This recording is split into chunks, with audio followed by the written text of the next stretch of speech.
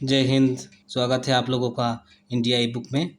जैसे कि आप लोगों को पता है, इंडिया ई book MA political science first year का एमपीएस 003 इंडिया डेमोक्रेसी का एक सीरीज़ शुरू किया है। इस सीरीज़ में हम लोगों ने यूनिट 1 से लेके यूनिट 16 तक कंप्लीट कर लिया है एमपीएस 3 का।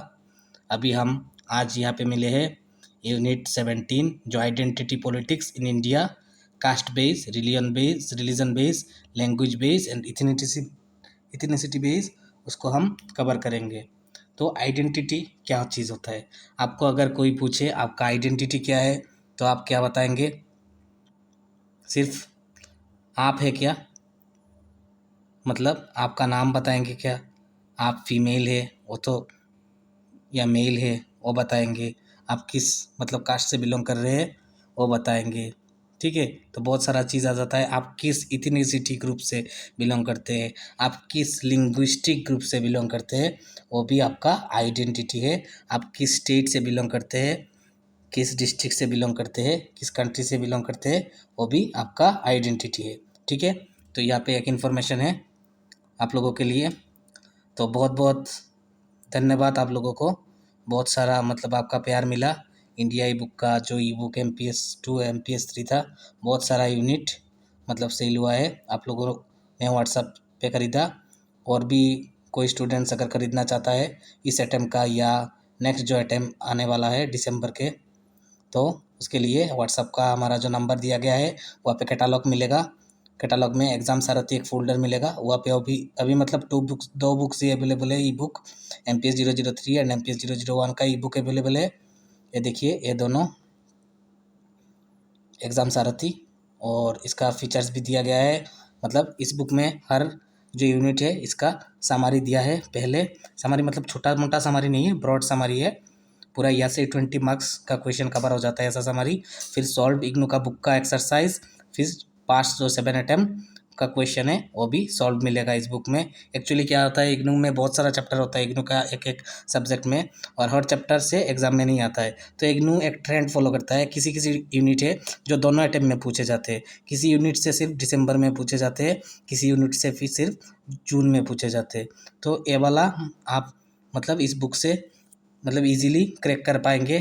कैसे, कौन सा चैप्टर किस एग्ज़ाम के लिए, आप जब एग्ज़ाम दे रहे हैं उस एग्ज़ाम के लिए इम्पोर्टेंट कितना है, तो उसके हिसाब से आप according to that trend analysis you can read. Okay, तो चलिए, आपका टाइम बहुत वेस्ट कर दिया है। शुरू करते हैं आज का यूनिट 17 इकाई 17 identity politics in India MPS 3 India democracy and development. इसमें हम पहले इंट्रोडक्शन देखेंगे, फिर देखेंगे what is identity politics, identity politics क्या है। फिर हम देखेंगे आइडेंटिटी पॉलिटिक्स भारत में।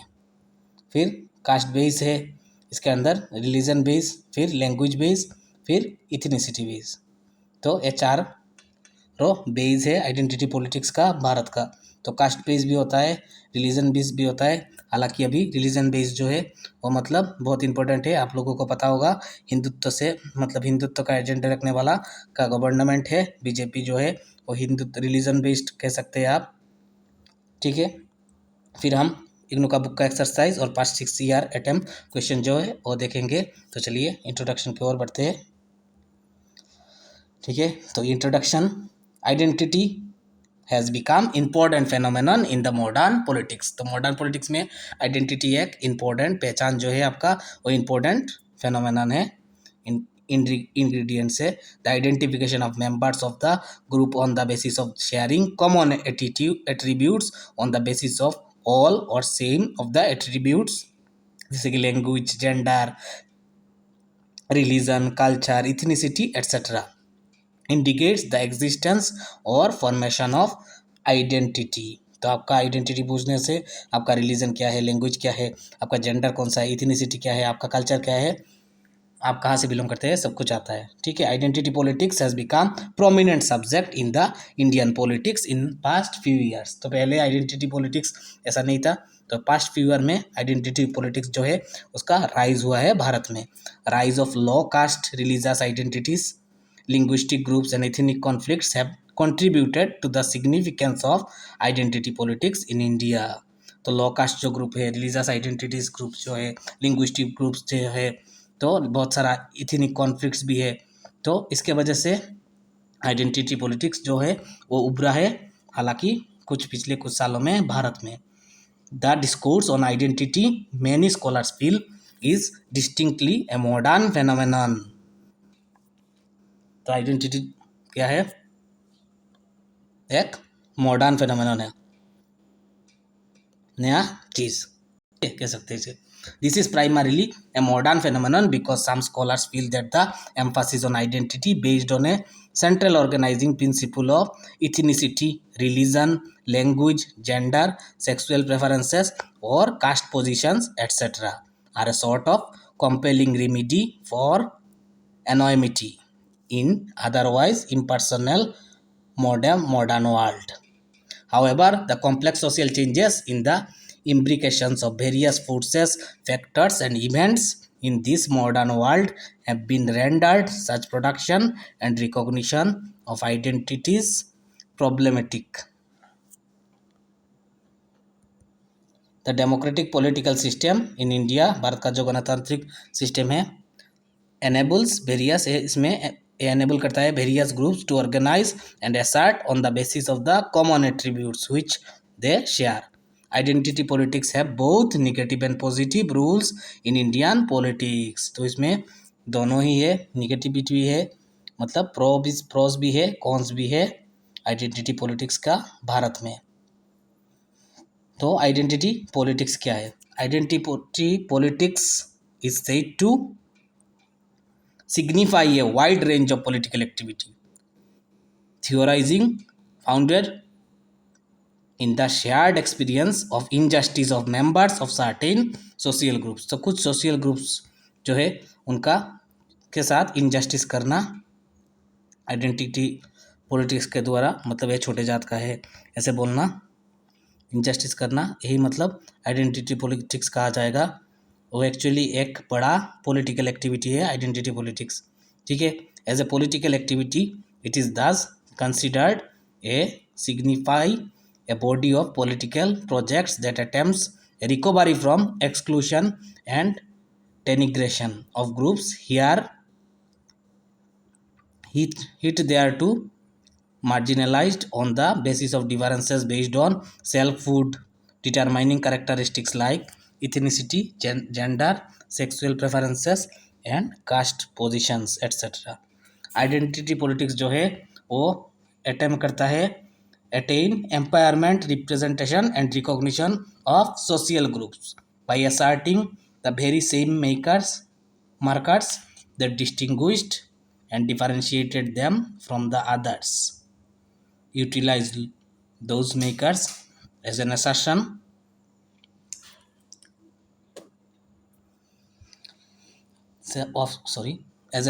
of selfhood and identity based on difference rather than equality. तो ये एक क्या करता है, डिफरेंट क्रिएट कर देता है, इक्वलिटी पे नहीं चलता है, सब समान है ये भाव नहीं रखता है। The strongest criticism against identity politics is that it often challenged by very same markers upon the sense of self और community is should to be built। मतलब जो ग्रुप है आइडेंटिटी वाला, वो ग्रुप मतलब अपना बारे में सोचेगा, जैसे जो माइनॉरिटी ग्रुप वो अपने बारे में सोचेंगे, जो मेजॉरिटी ग्रुप वो अपने बारे में सोचेंगे, जो कल्चरल लिंग्विस्टिक कल्चर वाले ग्रुप वो अपने बारे में सोचेंगे। जैसे भारत जब आज़ादी के मिलने के बाद भारत में जब राज्य बन रहा था तब ऐसा डिमांड आया था कि मतलब भाषा के आधार में डिवाइड कर दिया जाए। तो उसके बाद ऐसा ही हुआ, लिंग्विस्टिक आधार पे डिवीजन हुआ, बहुत सारा राज्य बने थे, आप लोगों को पता होगा।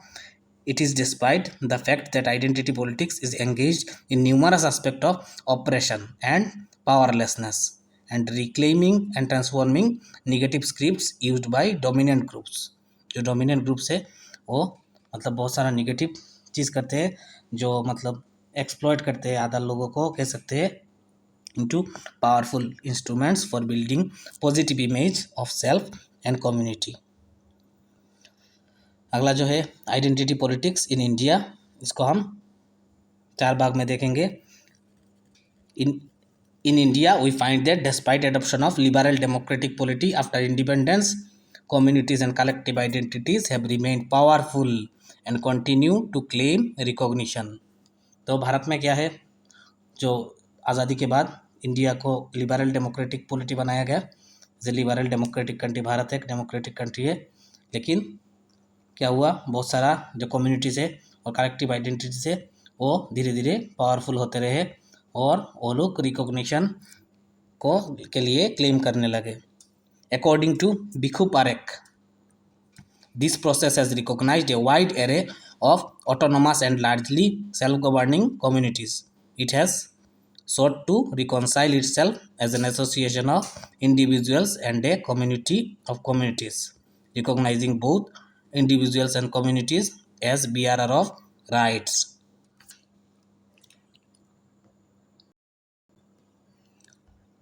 It was probably this claim for and granting recognition of particular identities by the post-independent state of India that led many scholars to believe that a material basis for the initiation of identity claims has been provided by the post-independent state, its structures and institutions. तो भारत में बहुत सारा ऐसा group बनना शुरू हुआ, बढ़ना शुरू हुआ उन लोगों का, वो भी मतलब इंडिपेंडेंस के बाद क्लेम करने लगे। ठीक है, और आप लोगों को पता है भारत में इलेक्शन जीतने के लिए मतलब मेजोरिटी को खुश करने से इलेक्शन जीत सकते हैं आप, क्योंकि 50% वोट नहीं चाहिए होता है इलेक्शन जीतने के लिए, सिर्फ मेजोरिटी चाहिए होता है इलेक्शन जीतने के लिए। ठीक है, thus we find identity politics in various hues abound in India.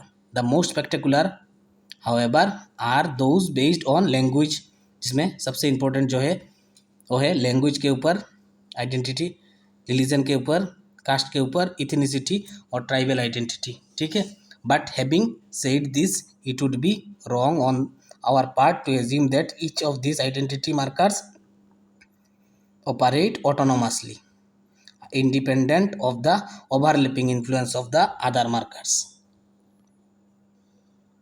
Identity politics जो कास्ट बेस है, कास्ट बेस्ड डिस्क्रिमिनेशन देखा जाता है भारत में, आप लोगों को पता है, ये छोटे जात का, नीचे जात का, ऐसा चलता है।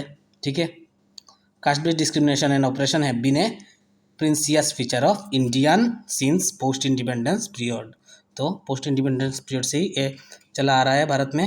In fact Dipankar Gupta has piquantly exposed this contradiction when he elaborates the differences between Ambedkar and Mondal Commission view of caste. तो उन्होंने अम्बेडकर और मंडल कमीशन का व्यू जो था कास्ट के ऊपर बेस, तो उसके बारे में लिखे थे। अम्बेडकर छोटे जाति के थे, आप लोगों को पता होगा।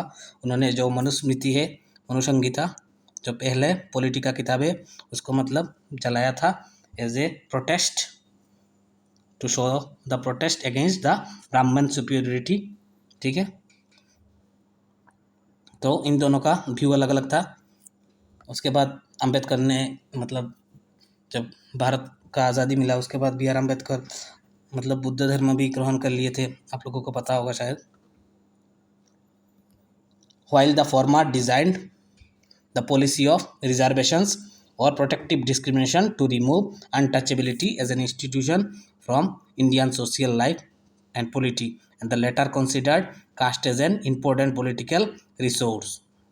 तो अम्बेडकर जो है और सोचते थे कि जो रिजर्वेशन होना चाहिए और प्रोटेक्ट करेगा डिस्क्रिमिनेशन को, और मंडल कमीशन सोच का व्यू जो था वो था जो आपका कास्ट है वो इम्पोर्टेंट पॉलिटिकल रिसोर्स है। Actually, Mondal Commission can be considered the intellectual inspiration in transforming caste-based identity to an asset that may be used as a basis for securing political and economic gains.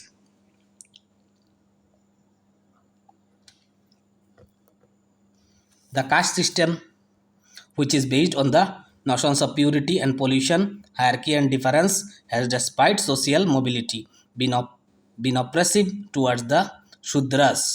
तो आप लोगों को पता है पहले मतलब शूद्रस जो हुआ करते थे, इंडिया में ज़्यादा लोग अभी शूद्रस ही हुआ है। जो 4 वर्ण में भारत का समाज था पोस्ट वैदिक एज पे, तो ब्राह्मण, क्षत्रिय, वैश्य शूद्र। तो शूद्र जो लोग थे उन लोगों को एडुकेशन का हक नहीं था। ठीक है, वो लोग मतलब स्कूल गीता जो भगवत गीता है वो भी रीड नहीं कर पाते थे। उनको मतलब उससे मतलब वंचित करके रखा गया था। तो शूद्रों को मतलब पैर पैर जैसा समझ, पैर जो है तो होता है आपका लेग, तो उसके साथ तुलना किया जाता था। वो सबसे निचले पार्ट का है, बॉडी है, और ब्राह्मण जो है वो हेड है।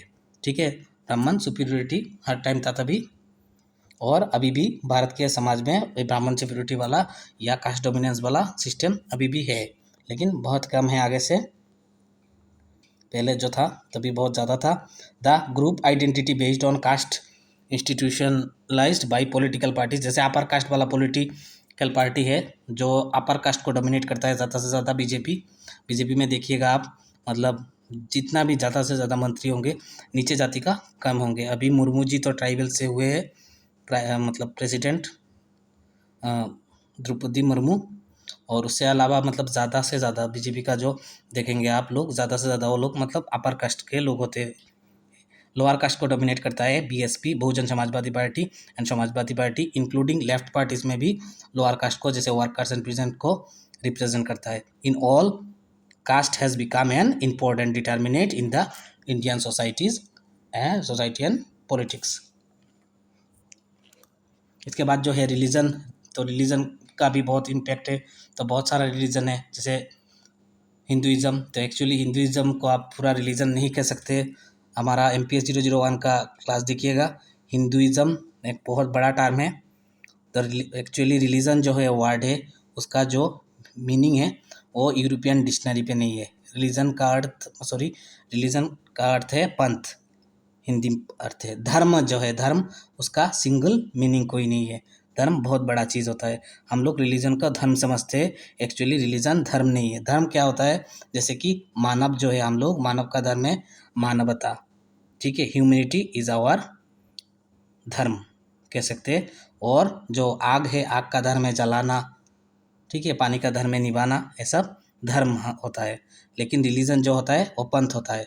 तो रिलीजन जो होता है वो मतलब उसका रिलीजन होने के लिए, पंथ होने के लिए कुछ कैरेक्टर होना चाहिए। जैसे एक ग्रंथ रहना चाहिए, कुछ पूजा का मतलब सिस्टम रहना चाहिए, एक मतलब बेस रहना चाहिए जहाँ पे मतलब जाके पूजा होगा। जैसे क्रिश्चियन लोगों का गिरजा होता है, मुस्लिम लोगों का जो इस्लाम होते हैं उन लोगों का चर्च होता है। तो सभी धर्म में है। सिख में गुरुद्वारा होता है। ठीक है, लेकिन हिंदुइज़्म में ऐसा कुछ नहीं है। बहुत सारा चीज़ है। और जो धर्म ग्रंथ है वो भी एक नहीं है, बहुत सारे न्यूमरस ग्रंथ है। ठीक है, तो इन हिंदू एक्चुअली एक कल्चर कह सकते हैं। हिंदू बहुत बड़ा चीज़ है। और MPS 001 का पॉलिटिका क्लास देखिएगा तभी समझ जाएंगे। अभी मैं हिंदू के बारे में नहीं बताऊंगा। ये चैप्टर रिलीजन बेस्ड है। तो रिलीजन बेस्ड जो पॉलिटिक्स है, इसमें एक्चुअली क्या है, हिंदू जो है वो मतलब मेजोरिटी है भारत में, और हिंदू लॉयल्टी माना जाता है। और RSS जो है, शिवसेना, वो मतलब बीजेपी जो है वो हिंदुत्व को प्रचार करके मतलब सत्य में रहना चाहता है। एक्चुअली हिंदू मेजोरिटी है, तो उनका जो पॉलिसी है वो हिंदू के बेस के ऊपर रहता है। हिंदू को मतलब खुश करने जैसा, तभी वो लोग सत्य में रह सकते हैं। ठीक है, ऐसा ही है। This claims generate homogeneous myths about India and its history.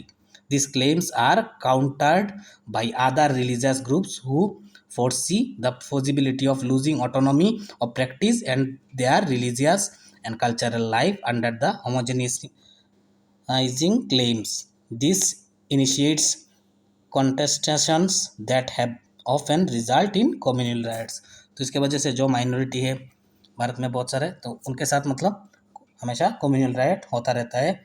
Historically, the Hindu revivalist movement of the 19th century is considered to be the period that saw the demarcation of two separate cultures on religious basis, the Hindus and the Muslims, that depend further because of the partition. This division, which has become institutionalized in the form of communal ideology, has become a major challenge for India's secular social fabric and democratic polity. तो ये क्या है, जो communal ideology है वो हमारे democratic के लिए एक बहुत बड़ा थ्रेट है। The rise of majoritarian assertiveness is considered to have become institutionalized after the BJP, that along with Hindu constituents gave political cohesiveness to a consolidating Hindu consciousness, formed a coalition ministry in March 1998। तो इस agenda से ही BJP पहली बार 1998 पे मतलब सत्ते पे आई थी। Collision ministry था तभी, मतलब मिलजुल के सरकार बना था, बहुत सारा पार्टीज मिलके। फिर आइडेंटिटी पॉलिटिक्स, जो लैंग्वेज के ऊपर बेस करके भाषा के आधार में, तो भाषा के आधार में भारत जब इंडिपेंडेंट हुआ तभी मांग चला था भाषा के आधार में पूरा भारत को मतलब डिवाइड राज्य बनाया जाए। तो उसके बाद बहुत सारा एक्चुअली क्या हुआ था, उस डिसीजन को मतलब जो जेबीपी कमेटी बनाया गया था, जवाहरलाल नेहरू, वल्लभ भाई पटेल एंड पट्टाभाई सीतारामैया, उस कमेटी ने मतलब इसको मतलब रिजेक्ट कर दिया था पहले। उसके बाद फिर से एक कमीशन बनाया गया, फैज़ अली कमीशन, तो उनके रिकमेंडेशन से फाइनली एक्चुअली क्या हुआ था, आंध्रा का साउथ इंडिया में एक जगह पे एक आदमी आमरण अनशन पे बैठ गए, इस मतलब राज्य का मांग करने लगे थे मतलब भाषा के आधार पे। तो तभी क्या हुआ, उनका डेथ हो गया। फिर जो जेबीपी कमेटी का जो डिसीजन है वो फिर से मतलब रिकमेंडेशन देने के लिए एक कमेटी बनाया गया, फैज़ल अली कमेटी।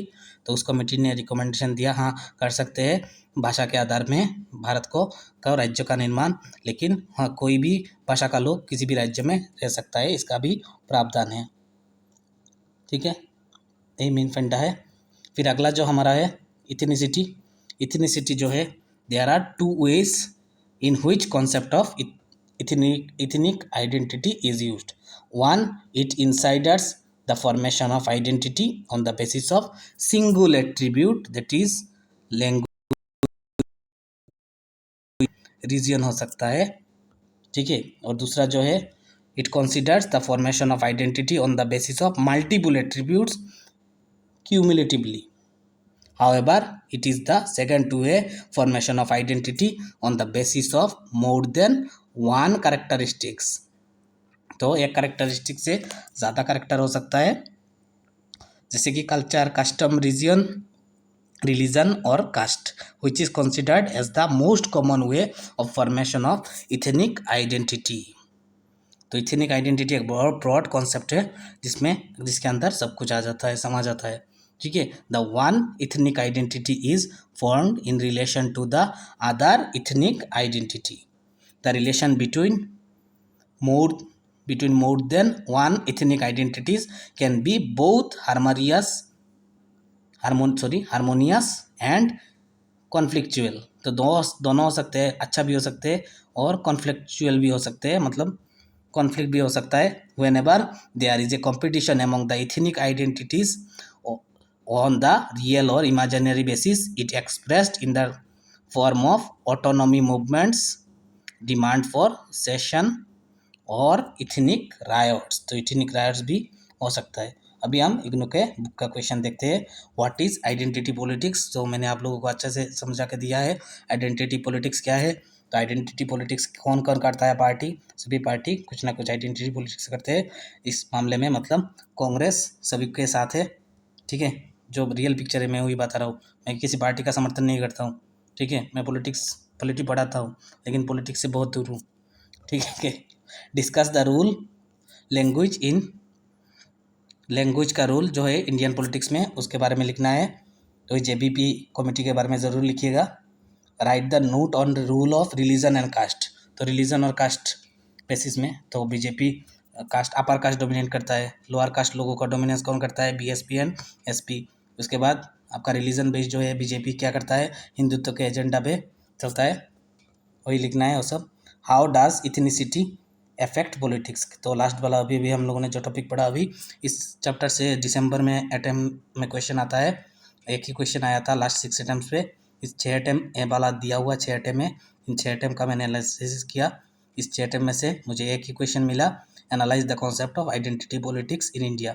सब कुछ लिखना है पूरा ब्रॉड, सभी चारों चीज़ लिखना है, लैंग्वेज लगा के। Analyse the concept of Indian identity politics in India, लगभग पूरा सा चैप्टर ही लिखना है आपको, छोटा सा चैप्टर है। ठीक है, यहाँ पे आपको रिलीजन, लैंग्वेज, कास्ट, इथेनिसिटी, सबके बारे में थोड़ा थोड़ा लिखना है। तो ऐसे ही मैंने पूरा चैप्टर को ऐसे ही डिज़ाइन किया, बहुत छोटा सा डिज़ाइन किया, और इस वीडियो के नीचे मतलब लिंक मिल जाएगा आप लोगों को। और यहाँ पे हमारा ये वाला कक्षा ख़त्म करते हैं। जय हिंद, जय Bharat, and finally God bless you all.